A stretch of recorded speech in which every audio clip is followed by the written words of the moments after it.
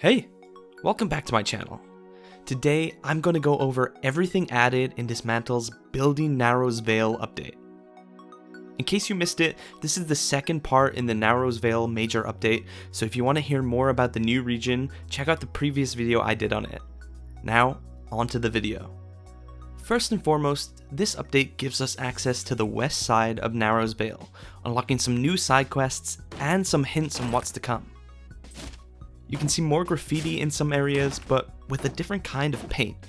But more importantly, we also get a small glimpse at a brand new desert biome, most likely coming to the game very soon. Looking at the game's press kit, we can see a closer look at what seems to be the same area containing cacti and a rundown train. But we'll have to wait a little longer to see what secrets it holds.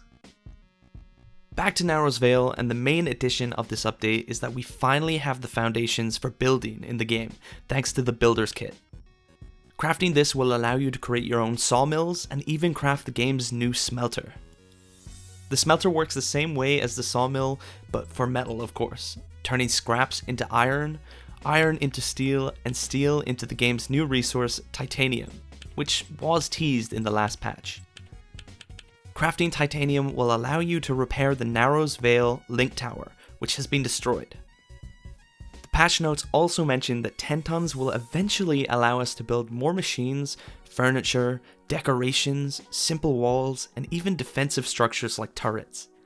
I'm looking forward to finally being able to pick a spot on the map and create a home base. Let me know what your dream base would look like in the comments below.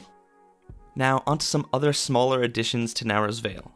There was a new tomb added to the game, and even a new mini-boss to fight, the Perilous Pursuer, which shouldn't be a problem for people who are up to date on the content. The level cap has also been upped to 28, and reaching level 27 will allow you to craft the Material Magnet, letting you absorb materials from a much larger range. And there's even been some accessibility options added to the game, things like a colorblind mode, reduced blinking effects, and an option for trypophobia, which is the fear of closely packed halls. All of these changes are a welcome addition to the game and will allow more people to experience it. Now, let's move on to some new quick changes this patch. The default UI scale is slightly smaller if you're playing on PC. There's improved melee targeting, meaning that locked enemies are always the primary target while attacking. This change helps make sure you don't accidentally hit objects you don't want instead of your foe. I was surprised with how much smoother the combat felt with this change. And finally, the Link Tower scanner now shows all monsters in the area, including the ones you haven't discovered yet. Dysmantle is still on track to fully release in summer of this year. If you enjoyed this video, make sure to hit like, and if you'd like to stay up to date on all things Dysmantle, make sure you subscribe, as I'll continue to cover every major update added until the game's release, and beyond. I'll see you all next time. Thanks for watching.